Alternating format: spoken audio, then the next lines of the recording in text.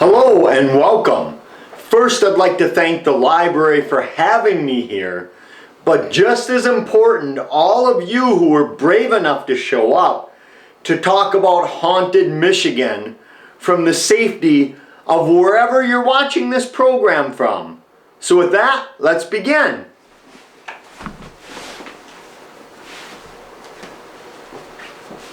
My name is Chad Lewis. I'll be your presenter for this program. And although my background is actually in the field of psychology, for the last 25 years I've been traveling the world in search of the strange and unusual. Everything from hunting for vampires in Transylvania, looking for the Loch Ness Monster, crop circles, UFOs, alien abductions, really weird people, odd places, you name it. If it's just strange and a bit unusual, I've traveled around the globe in search of these oddities. But what I discovered is that sometimes the weirdest things happen right in your own backyard. So that's what we're going to talk about this program. Some of the weirdest and scariest cases that Michigan has to offer.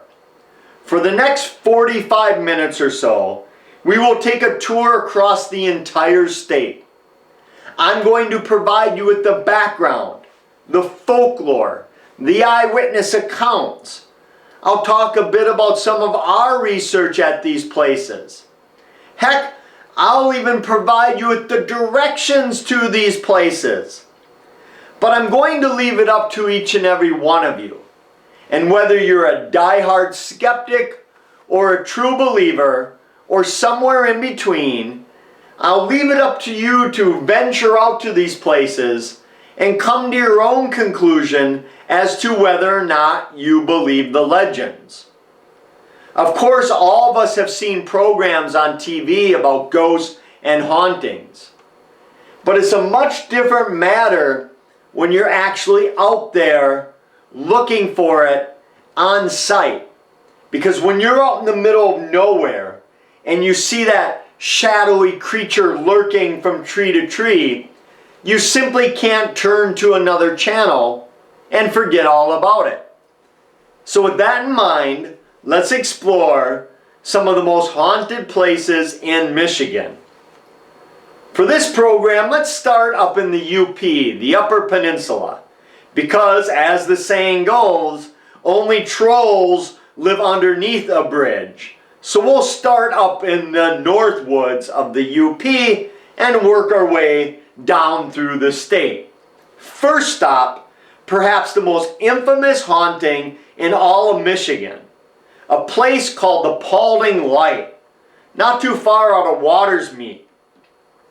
For decades, people have talked about this as a weird location. A strange light seems to haunt this old railroad line that runs along the power line with a small creek going down in the middle. Often people will park out here, walk down to the gate, and all of a sudden they'll see a strange ball of light hovering off in the distance. But when people walk down toward the light, the closer they get, the less they're able to see it. Many people have snapped photographs of this light that seem to show some sort of mysterious light coming and going in the area. When I first went there 20 plus years ago, we brought all kinds of equipment looking to see what this light might be. Many believe that it's nothing more than headlights or taillights from nearby vehicles passing and reflecting through the area. Although the legend of the Paulding Lights predate vehicles being in the area. Years ago they would call these spook lights or will o' the wisp. These mysterious lights that would often dance around, change in size, shape, and color as they maneuvered through the area. Oftentimes they would disappear only to reappear right in another location in a matter of a few seconds. Many people claim they've been chased out of the Paulding area by these lights. One of the main legends of the lights tells that it was an old railroad worker. His job was to greet the oncoming train at night with a lantern so it would know where the bends and the curves were and it could slow down. But one night he fell asleep. In some variations of the legend, he was drinking and passed out. When the train came rumbling by, there was a terrible accident. Several people died in the accident. And then the lightkeeper took his own life. He was so distraught with what had happened that he took his own life. Now, at night, his spirit wanders the old tracks with a lantern, trying to right the wrong that he had done in life, even from the grave. People have all kinds of experiences at the Paulding light. As I mentioned, people have been chased out of the woods by the light. Some claim that it moves as though controlled by an intelligent source. The first time I went there, after leaving, I was with my colleague Terry Fisk. We were driving through the downtown about 2 a.m. when all of a sudden the police pulled him over. He said his headlights weren't working. He said, "That's odd, this is a brand new vehicle." But we got out and sure enough, the headlights were not working. Started up again, worked fine ever since. Others have similar automobile problems out there. Batteries die. People need to be jumped or towed out of the area. It's a very interesting place to visit. There are other of these spook lights throughout the country and the world. Many of them look very similar. Down in Hornet in Missouri, they have the Hornet spook light or the Joplin light. The same thing, running along electrical poles, going down where this mysterious light often appears. But when I mention haunted places, people often think of cemeteries. And the reason being is pretty simple. Back when cemeteries were chosen, the land was thought to serve as a portal between our world and the spirit world. So when their loved one passed on, it would just be easier for them to travel from our world to whatever world you believe they go to. But regardless of whether or not you believe this theory, there are many places in Michigan where they believe it's working in reverse. That the living are not moving to the dead, but the dead are coming in to our world. First stop is a lovely family reunion. It tells the story of a father being reunited with his daughter. Such a loving, tender story would be fitting for a Hallmark Christmas movie. Except for the fact that it involves a family being murdered in their sleep back in 1883. The Crouch family. Jacob, his daughter, and other members of the family were all killed in their own farmhouse. And in Jackson, we have the Crouch Reynolds Cemetery. It's thought to be haunted by several spirits, including Mr. Crouch himself. Now, in a weird twist, Mr. Crouch is not buried in the same cemetery as his daughter. And that has given rise to the legend that when you go there, especially at night, even better if it's a foggy evening, you will see his daughter rise up out of her grave and start to walk to make the reunion with her departed father. Many see her and think maybe she's someone who broke down or needs assistance. But when they get close, she's nearly transparent and vanishes right into thin air. Others see the ghostly spirits of two people walking around the cemetery, disappearing into thin air. It's thought that the father and his daughter are continuing their reunion even from the grave. This happens throughout the year, but the legend tells that you're most likely to see it if you go there on the anniversary of the killing, November 21st, which gives you Plenty of time to get there this year and see if that father and daughter will reunite for that Hallmark Christmas movie. This time of year, people love scary stories. The scarier, the better. And this time of year, we love legends of witches. But we all know witches only happen in Hollywood, right? Well, Hollywood, or the Beaver Creek Township of Michigan, the old lost village of Pierre Cheney. This was a historic village, a town that was thriving in the 1800s. Today, there's nothing left of it there. It's abandoned, a ghost town, literally, as many people believe. Because it's here in this township, they kept being plagued with diseases that would run through the village, killing many people, often young people, all in the same week. So you have graves of dozens of people that all met their end along the same time. But there's a more sinister and darker version as to why this cemetery is haunted. And that involves the story of a witch.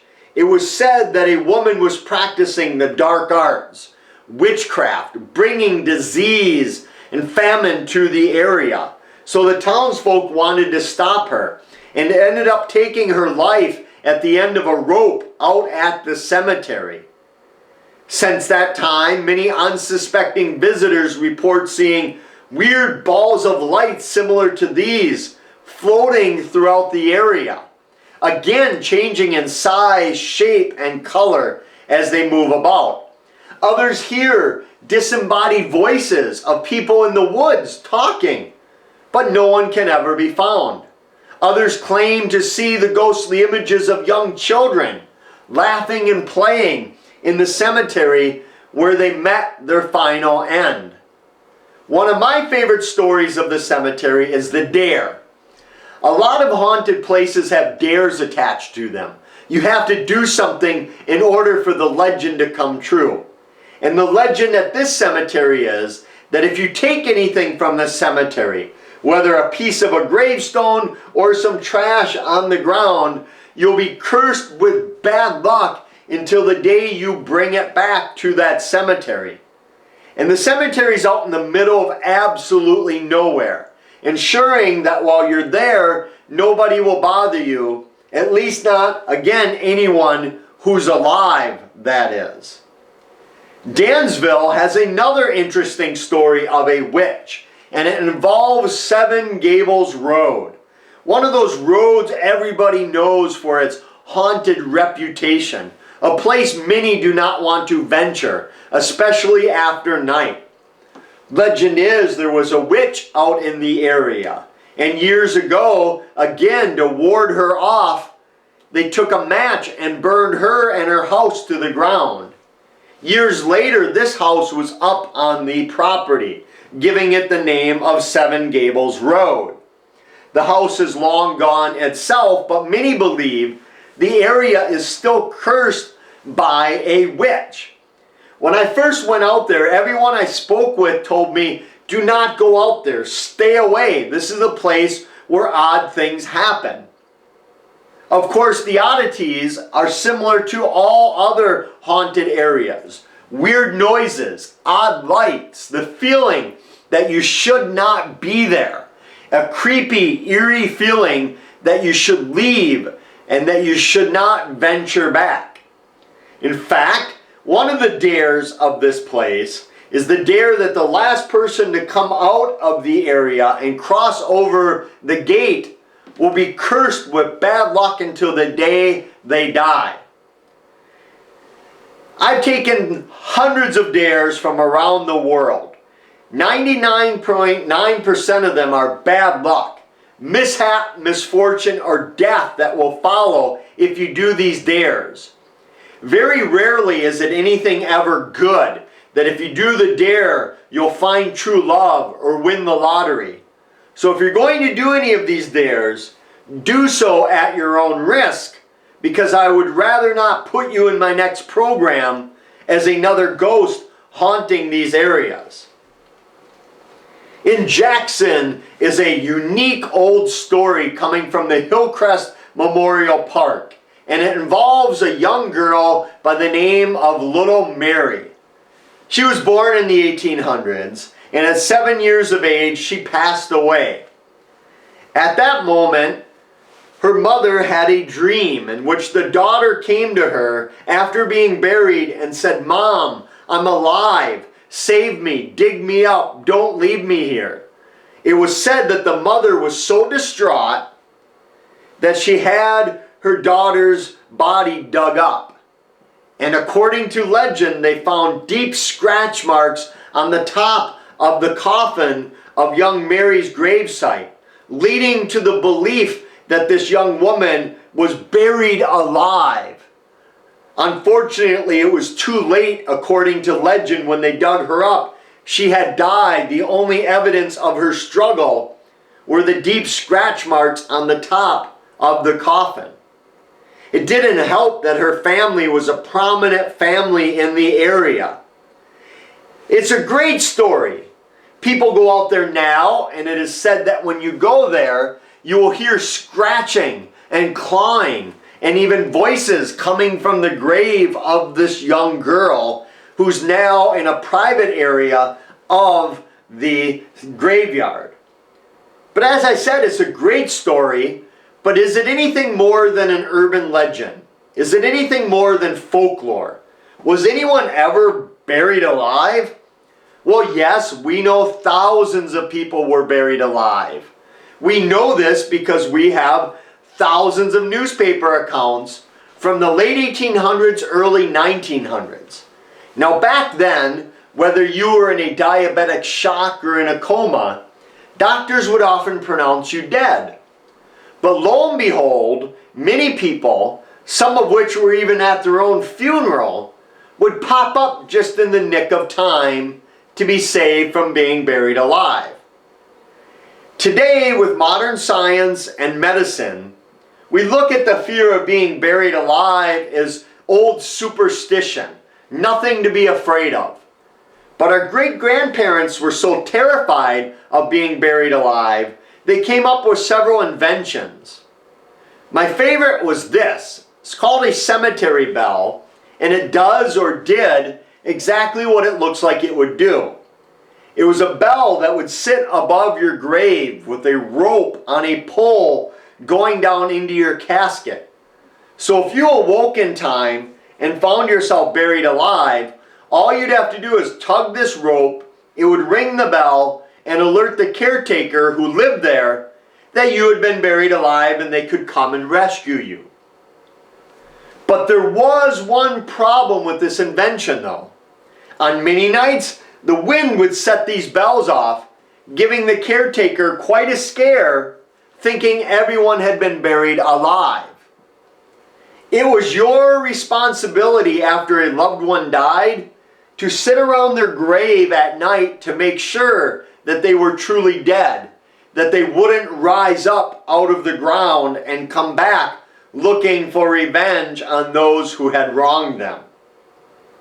So cemeteries are often haunted places. Others point to bridges as being a site of paranormal activity.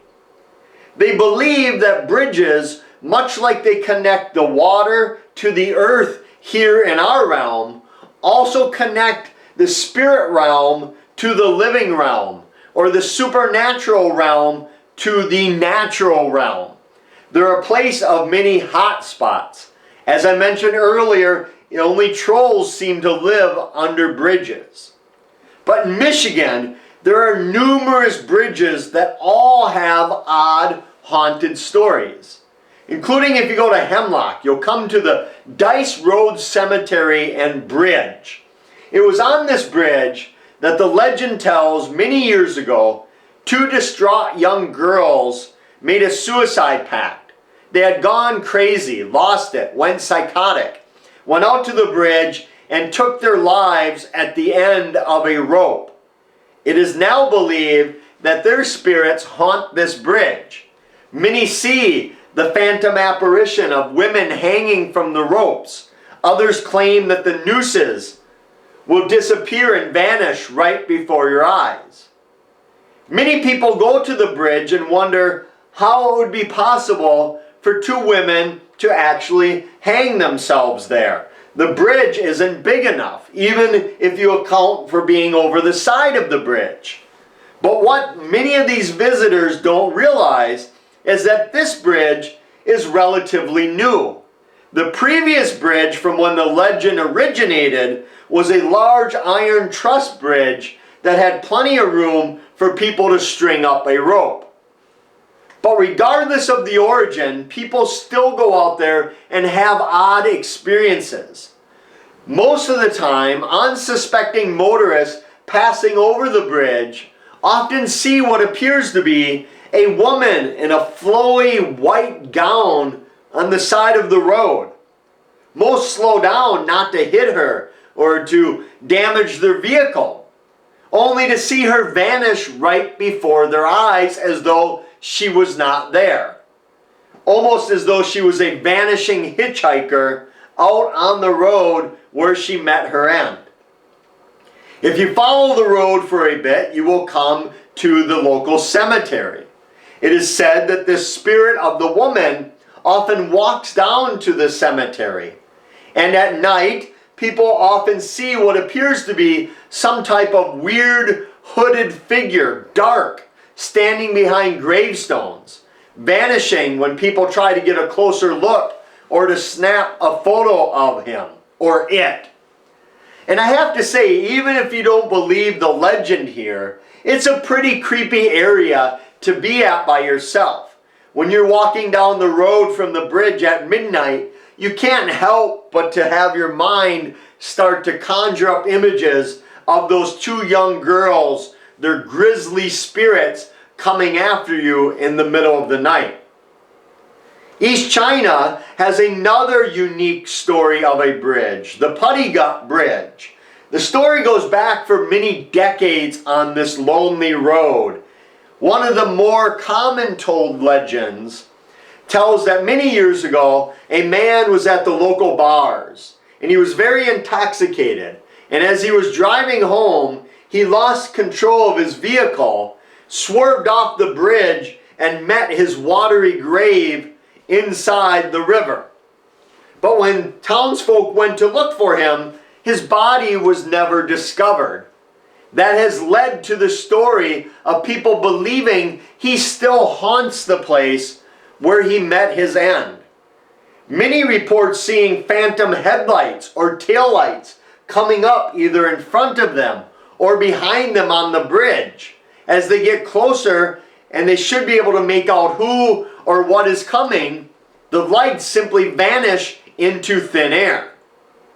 One dare tells that if you park your car on the bridge and turn it off, if you put your keys up on the hood, the spirit of that ghostly driver will appear right in front of you.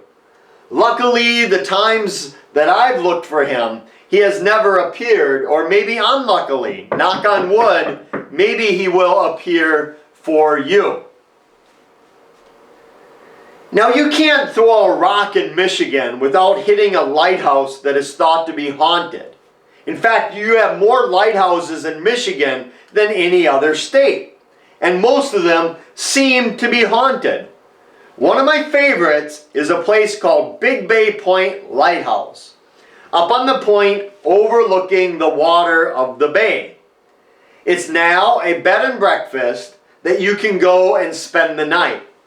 Those who do report odd things taking place.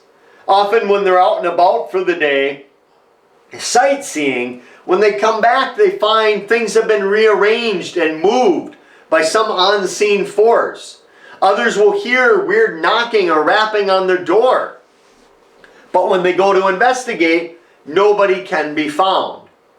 Perhaps the weirdest occurrences happen when people claim to see what appears to be someone dressed as an old period costume lighthouse keeper. They think maybe it's a tour guide or someone dressed up for a reenactment. That is until the keeper simply vanishes into a wall and disappears, or vanishes right from their sight. He's been seen so many times, people now are accustomed to expecting his spirit to show up at the B&B. But I love stories where not only do you get a haunting, you get a little bonus as well. And that's exactly what's happened in Omar. Up in the Omar Plains, up in the northern portion of the state. And it's here, up in the middle of nowhere. One of those long streets that people try to avoid out in the country in an area known as the Plains. Because they believe not only is the place haunted by ghosts and spirits, but possibly by a creature they call the witchy wolves. Half human, half wolf. A spirit-like monster that inhabits the old area, protecting it. Some say the area is cursed by the burial of native people out there, and that they put this witchy wolf out in order to protect the area from anyone foolish enough to make their way out there. When I first went there, I talked with a local historian who had lived his whole life there. He told me back in the 50s, kids would often take their vehicles out to the area to go partying and parking and hanging out. He said oftentimes people would rush out of the woods claiming that they were clawed at by some mysterious monster. Many couples claimed that while they were enjoying themselves out there, these creatures would attack at their vehicle, clawing at their vehicle and trying to attack them. Many believe that it's similar to what are known as the dogmen of Michigan. These large werewolf-looking creatures that appear to be more of a dog-like man walking around the area. Michigan is full of these dogman sightings. Some say that they're a harbinger of ill fate to come to you. That if you see them, it means bad things are on the horizon for you. Others believe they protect sacred areas, trying to scurry people off if they go after that area. But don't feel bad. You're not the only people to see these weird wolf-like creatures all over your state. Thanks to my good friend and colleague Linda Godfrey, my home state of Wisconsin is now known as the werewolf capital of the world. It all began when Linda was working as a journalist in southeastern Wisconsin. She started receiving reports of people traveling down a small stretch of road called Bray Road. There, usually at night, but not always, people would see a similar looking creature. The size of a bear, but shaped more like a wolf, with the long snout and the deep, dark, matted down fur. Sometimes it was seen eating roadkill or freshly killed prey. Many of the witnesses were terrified by the fact that when they saw these creatures, whether they were the witchy wolves or something else, they claimed that these creatures are bipeds, running upright on their hind legs like you and I do. Others believe the witchy wolves are not more werewolf-like, but more hellhound-like, spirits meant to protect. Hellhounds, if you're not familiar, are large black dogs with glowing red eyes. They've been reported throughout history in nearly every culture on the planet. Many cultures believe these creatures do the devil's bidding, that they guard portals to hell, and that they are a harbinger of death, an omen of death, that if you see one, much like seeing or hearing the Irish Banshee, it meant you or someone you knew was going to die very shortly. Again, they're all over the world. A few years ago, I was over in the country of Belize, searching through the jungles for a jungle protector they called the Tata Duende.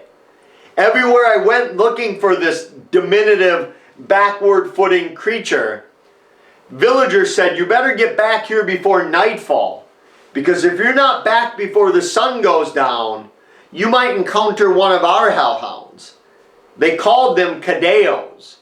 They believed these things had supernatural powers, that if they saw you, they would connect with you and slowly steal your energy.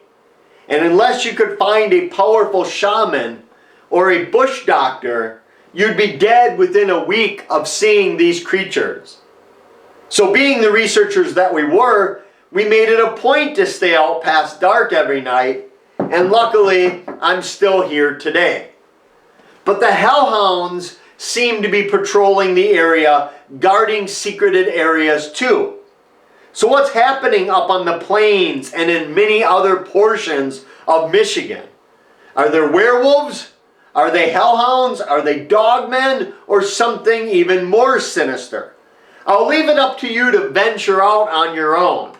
And the good news is that outside of charging at a couple of vehicles, these creatures, whatever they are, seem to be just as afraid of witnesses as witnesses are of them. And rather than attack, they seem to prefer to scurry back into the woods undetected. So the good news is, if you go out looking for these creatures, most likely you will not die. Well, 50-50. Give it a try and do so at your own risk. Believe it or not, this is the most common question I receive. Where can I go to spend the night in a haunted place? Well, if you have that macabre sense of adventure, you're in luck. Because in Michigan, you have all kinds of haunted lodging options. Hotels, motels, B&Bs, campgrounds, resorts, and the like. One of my favorite places is in Wayne, and it's the old Red Apple Restaurant and Inn. An old hotel.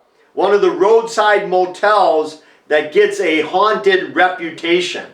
And the reason being is there have been several deaths at the hotel. Like most motels, they have deaths from guests who stay there.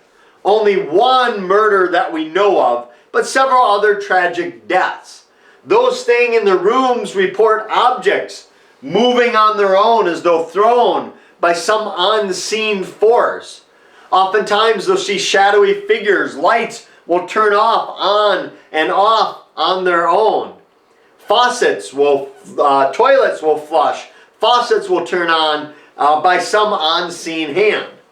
For some reason, many believe the most haunted room is room 117.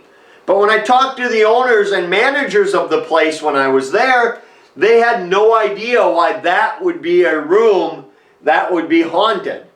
One of the deaths occurred out in the parking lot when a gentleman engaged in a fight was attacked by numerous people and ended up dying, from his wounds. I'll leave it up to you to visit and see if there are guests that refuse to check out of this motel. A little bit closer to where a lot of you are probably watching this from is the old Henderson Castle, a unique lodging opportunity. B&B, where they believe several former owners of the place, along with when it was used as a makeshift hospital, are haunting the area where they met their end. It's a very upscale, wonderful place, but maybe one of the more haunted places as well. And sometimes a place changes over the years. In Detroit, the old Whitney estate is now a fine dining establishment. It was once the home of David Whitney, one of the most prosperous men in all of Michigan, who built the estate to show off his wealth. Over the years, it has transformed into many different things, ending in the fine dining establishment that you'll visit today. But they also believe it might be one of the most haunted places in the country as well. Things happen up on the second and third floor quite a bit. People see balls of light moving through. Most people see what appears to be the ghost of Mr. Whitney and his wife moving through the area. Especially Sarah, his wife, has been seen many times moving throughout the building. It's also here on the third floor that they have the ghost bar. Many believe this area is the most haunted of the entire estate. Now I know what you're thinking. You can go to any bar in Michigan and see weird things happen. But if you want them to be haunted, stop in here. Chairs tip over and fall on their own. People have had their name called out, tapped on the shoulder, but when they spin around, nobody can be found. Others claim objects in bottles and glasses move on their own by some unseen force. Great place to visit if you're looking to grab a couple spirits and maybe see some spirits as well. Another old lodging place was in Holly. It's the old Holly Hotel, which now, again, is a fine historic restaurant for you to enjoy. The place is decorated and they really promote their history. I've been to thousands of haunted restaurants throughout the world. Never have I ever encountered such a relaxed staff about the ghosts. When I was interviewing staff members, it was almost as though it didn't matter to them. They had just accepted all the haunted activity that was going on. It didn't bother them. They were so relaxed, I couldn't believe it. But that doesn't mean they don't see things and experience things in their location. In fact, many people will see the ghostly image of a woman dressed like she's from the period of the 1920s or even predating that. As you probably guessed, she seems to vanish right into thin air. It's also up on the third floor where people have experiences. That was where there used to be an old billiard game. People would play while staying at the hotel. They loved to play billiards. Of course, the table is long gone. There's no billiards tables in the restaurant as of today. But that hasn't stopped people from hearing the phantom game of billiards being played. In fact, many will hear the balls breaking and people shooting the balls, and they'll ask, can we go play pool as well? And the staff have to tell them that they're hearing the ghostly spirits of people that once were there. Many of the sightings talk about people looking like they're from a different time era, like they're in some time portal, that they shouldn't be there. Some believe one theory of ghost hauntings is that it's not actually a spirit you're seeing, but a memory of sorts, a recording, that if you go by an area and you're on the right frequency, if you will, you might see an event that has happened in the past being replayed like a movie over and over and over. It's called a residual haunting. And it's believed that when these things happen, there's no communication between the alleged ghost and the witness. There's no interaction. It's just you're seeing a moment of history repeating itself. Others claim to have interacted with these spirits, whether they've waved to them or spoken with them. But I'll leave it up to you to visit the old Holly restaurant and hotel and come to your own conclusion. But it was also in this same town that a woman contacted me a few years back. She was driving home late at night, going through her neighborhood very slow, when all of a sudden she noticed some trash cans of her neighbor. There was something rummaging through the trash cans. At first she thought it was maybe a raccoon or another scavenger out there looking for a free meal. But when she slowed down and almost came to a stop, she was terrified to see something staring back at her. Something that shouldn't be there. Something that couldn't be there. But yet it was there. So what was staring back at her? Well, maybe I better let you just take a look.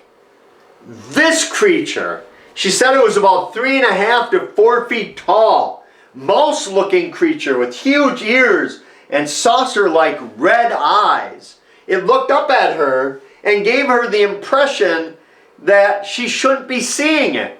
almost as though it was surprised that she was actually able to spot it.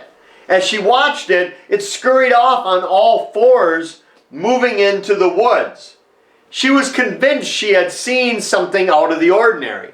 When she went home and started researching, she thought she had seen El Chupacabra, which is the Mexican goatsucker of Central and South America, and now United States as well. Again, 3.5 feet tall, pointed spikes along its back. She was terrified that that is what she had spotted. She didn't want to tell anybody. Like a lot of witnesses, when they encounter these things, they're overcome with a sense of fear and dread, oftentimes an irrational fear. Many of them are in the presumed safety of their vehicles, but yet they get the distinct feeling that if they don't leave the area, this thing is going to harm them or kill them. Very common with witnesses. But as I'm running low on time on this program, I want to end with a certain type of case. I want you to all keep in mind that this is just the tip of the iceberg. You can't throw a rock, again in Michigan, without hitting a place that has a supernatural reputation attached to it. But I want to end on one final case, because it's the case I most often receive. Because the overwhelming majority of people that contact me about a haunting, it's not about a serial killer, a mob hit, a suicide, an accident, a murder, an untimely death. It's about their house being haunted. Some believe it's haunted by a relative. They smell grandma's perfume on the anniversary of her death, or grandpa's cigar smoke on his birthday. Some have no idea who or what may be haunting their home. Others are okay with it. It doesn't bother them. They've gotten used to it. It's just another part of living at their house. Many others that contact me will do anything they can to get rid of it. They want no part of this haunting whatsoever. They don't know who or what may be haunting their place, but they want it gone. The reason why I bring this case up is that I hope that this is what you take from the program. If you remember any story about today's program, whether it's the werewolves or hellhounds or haunted bridges, I hope you remember the story of the haunted house. Because later, when all of you put your head down on your pillows and you drift off to sleep, when you hear the wind rustling outside your window, I want you to ask yourself, is it possible, just maybe, that wasn't the wind howling outside your window? Perhaps you too are living in a haunted house. And with that, I want to encourage all of you, do not let your adventure end here today after the program. Go to my website. You'll find more information than you could ever possibly want or need. Grab one of my road guides. Go on your own adventure of Michigan. And when you do, I think you'll discover that you live in one heck of a weird state. And I mean that in a good way. You're going to see things on your adventure that you've never seen before. You'll meet some weird people. And along the way, you might just discover that the scariest thing out there is often yourself. So with that, I want to thank the library once again for having me here. It's very rare that you can come to a program like this at no cost. You can check out a wealth of information from the library. So if you like programs like this, let them know so you get more of these. If you didn't like this program, let them know so you get fewer of these. But either way, they put a ton of work into getting me here today, and they should be applauded. Because I can't think of a time in history where the library has served such an important role as it does today. With everything going on with the pandemic, societal issues, politics, the library is the fabric that holds our communities together. A real treasure for any community that has one. So in honor of the library, if you want to go to my website and pick up any of my books, just type in the coupon code LIBRARY. You'll save 15% off of any or all of my books. And with that, thank you all for coming, and keep an eye out